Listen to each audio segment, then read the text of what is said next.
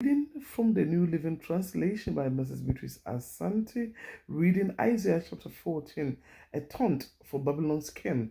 But the Lord will have mercy on the descendants of Jacob. He will choose Israel as his special people once again. He will bring them back to settle once again in their own land, and people from many different nations will come and join them there and unite with the people of Israel.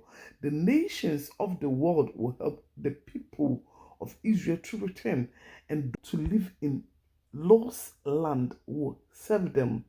Those who capture Israel will themselves be captured, and Israel will rule over its enemies. In that wonderful day when the Lord gives his people rest from sorrow and fear, from slavery and chains, you will taunt the king of Babylon. You will say, the mighty man has been destroyed. Yes, your insolence is ended, for the Lord has crushed your wicked power and broken your evil rule. You struck the people with endless blows of rage and held the nations in your angry grip with unrelenting tyranny. But finally, the earth is at rest and quiet. Now it can sing again. Even the trees of the forest, the cypress tree, and the cedar of Lebanon sing out this joyous song. Since you have been cut down, no one will come now to cut us down. In the place of the dead, there is excitement over your arrival. The spirits of world leaders and mighty kings long ago stand up to see you. With one voice, they all cry out, now you are as weak as we are. You mighty and power were buried with you. The sound of the lyre in your palace has ceased.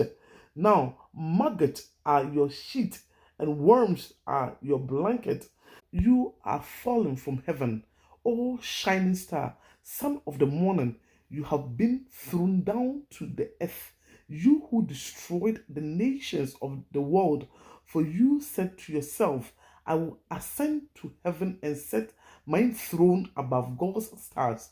I will hide on the mountain of the gods, far away in the north. I will climb to the highest heavens and be like the Most High. Instead, you will be brought down to the place of the dead, down to its lowest depths. Everyone there will stare at you and ask, can this be the one who shook the earth and made the kingdoms of the world tremble? Is this the one who destroyed the world and made it into a wasteland? Is this the king who demolished the world's greatest cities and had no mercy on his prisoners?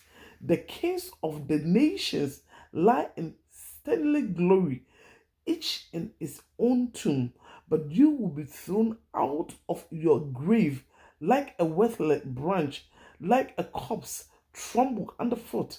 You will be dumped into the mass grave with those killed in battle. You will descend to the pit.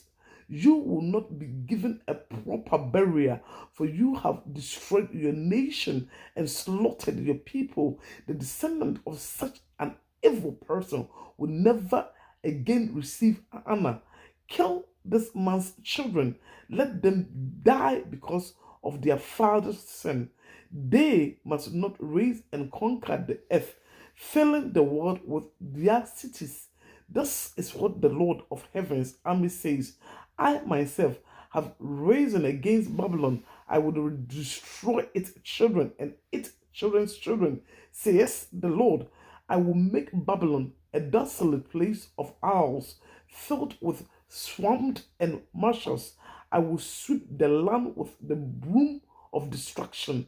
I, the Lord of Heaven's army, have spoken.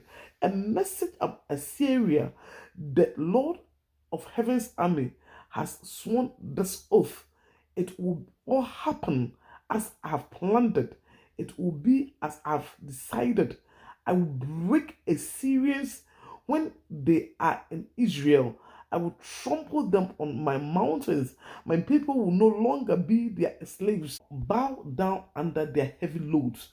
Planned for the whole earth, a hand of judgment upon all the nations. The Lord of heaven's armies has spoken. Who can change his plans? When his hand is raised, who can stop him? A message about Philistia. This message came to me the year King Hezekiah.